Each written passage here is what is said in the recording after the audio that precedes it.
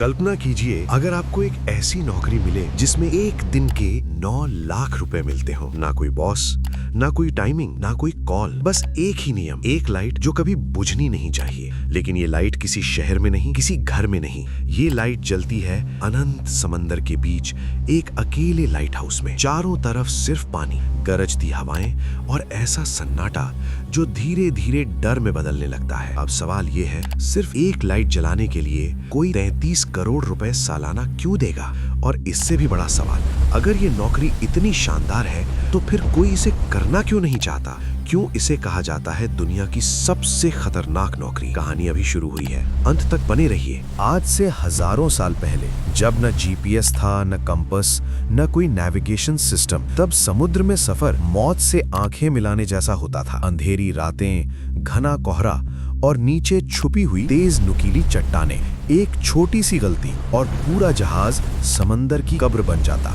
हजारों लोग एक पल में लहरों में गुम हो जाते थे। समुद्र सुंदर था लेकिन बेरहम भी। इसी समस्या का समाधान सबसे पहले निकाला प्राचीन मिस्र और यूनान ने। मेडिटेरेनियन समुद्र के किनारे एक शहर था, अलेक्जेंड्रिया। यहाँ का व्यापार पूरी तरह समुद्री रास्तों पर टिका था, लेकिन शहर के आसपास खतरनाक चट्टानें थीं, जो जहाजों को हर रात निगल जाती थीं। तब मिस्र के राजा टोलमी द्वितीय ने एक महान वास्तुकार को बुलाया, सोस्ट्रेटस ऑफ क्निडस, और यहीं से जन्म हुआ दुनिया के पहले लाइट हाउस का। सन 280 ईसा पूर्व समंदर के किनारे एक विशाल मीनार खड़ी हुई, फेरोस ऑफ एलेक्जेंड्रिया, सफेद संगमरमर से बनी, 384 फीट ऊंची, जिसके ऊपर हर रात आग जलाई जाती थी। इसकी रोशनी मीलों दूर तक दिखती थी। कहा जाता है इसके शीशों और दर्पणों की वजह से ये दुश्मन जहाजों को भी जला सकती थी। ये सिर्फ एक इमारत नहीं थी, ये था उम्मीद का उजाला। और यहीं से लाइट हाउस का विचार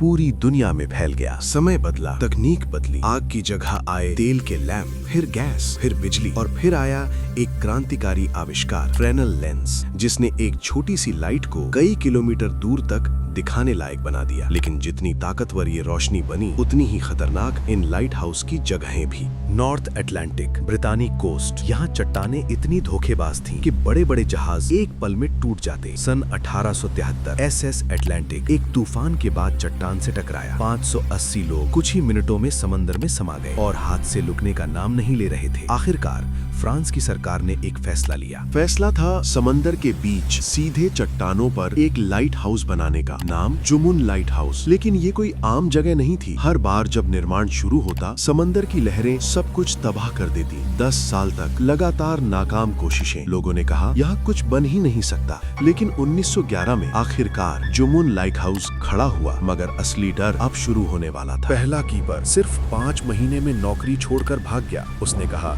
मैं यहाँ जिंदा बचा, यही किसी चमत्कार से कम नहीं। ये लाइट हाउस चारों तरफ से पानी से घिरा है। तूफानी लहरें पूरी इमारत को ढक लेती हैं। तेज हवाएं, ऐसा सन्नाटा जो दिमाग पर हमला करता है। और फिर शुरू होती हैं अजीब घटनाएं। रात में दरवाजों पर दस्तक, खिड़कियों पर किसी के चलने की आवाज। कुछ कीपर्स अचानक गायब हो गए। कुछ नाविकों ने दावा किया उन्होंने सफेद कपड़ों में एक औरत को समंदर पर चलते देखा, और अगले ही पल वो गायब हो गई। क्या ये आत्माएं हैं या इंसानी दिमाग का वहम? सच आज भी एक रहस्य है। इसी डर की वजह से दुनिया भर में लाइट हाउस ऑटोमेटेड कर दिए गए। 1991 के बाद जुमन लाइट हाउस में किसी इंसान ने कभी कदम नहीं रखा। लाइट आज भी जलती है, लेकिन इंसान नहीं। अब सवाल आपसे है, अगर आपको मौका मिले, 7 करोड़ सालाना लेकिन हर पल मौत का खतरा, क्या आप ये नौकरी करेंगे? कमेंट में जरूर बताइए। अगर वीडियो पसंद आई हो तो लाइक और शेयर जरूर करें, और ऐसी ही रहस्यमयी कहानियों के लिए चैनल को सब्सक्राइब करें।